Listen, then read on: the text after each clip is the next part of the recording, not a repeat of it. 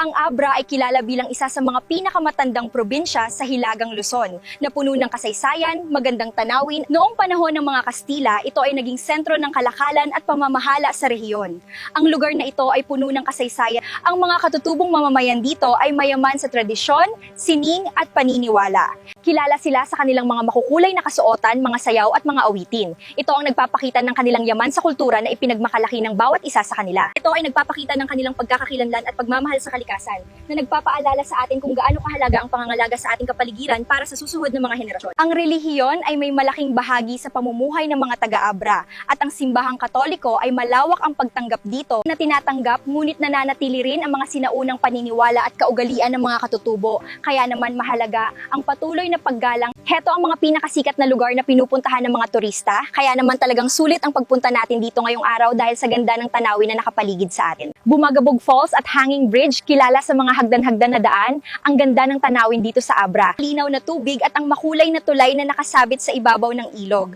Paborito ito para sa paglangoy at pagkuha ng magagandang litrato. Tububing Falls, kilala sa mga dalisdis na parang mga hakbang na nagdadala sa malinaw at malamig na tubig, ay tunay na isang nakakamanghang tanawin. Napakaganda ng tanawin dito, lalo na kapag sumisikat ang araw. Talagang nakaka-relax ang simoy ng hangin at nakakabighani ang ganda ng mga bundok na ito sa ating harapan. Balintokatok Hills at Falls, nag-aalok ng magandang tanawin ng mga bundok at lambak, kaya naman napakagandang puntahan ito. May mga daanan na may antas hakbang at mga daluyan ng tubig na nagpapaganda sa kapaligiran. Abra Riverfront Resorts, isang magandang lugar para magpahinga, magpiknik at magsaya. Talagang nakaka-relax ang ganda ng mga tanawin yan. Kasama ang pamilya at mga kaibigan, may malinis na tubig at malawak na bakuran. Ito ang perpektong lugar para mag-relax at mag-enjoy. I love Abra Viewpoint.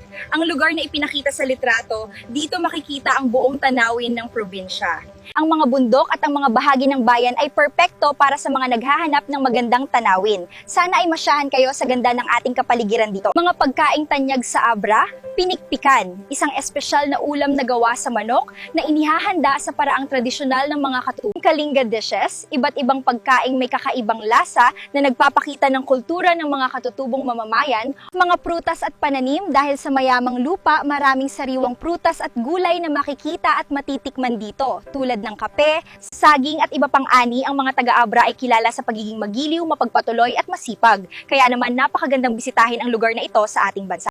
Pinahalagahan nila ang kanilang kultura, kalikasan at ang kanilang kapwa. Ito ay isang paalala na ang pagmamahal sa bayan. Kapag nakarating ka sa Abra, mararamdaman mo ang init at kabutihan ng mga tao doon na parang bahagi ka na ng kanilang pamilya. Talagang nakakataba ng puso ang kanilang pagtanggap. Hanggang sa muli, ito si Journey with Mariel, ang inyong tagabahagi ng mga magagandang kwento at paglalakbay. Salamat at magandang araw sa inyong lahat.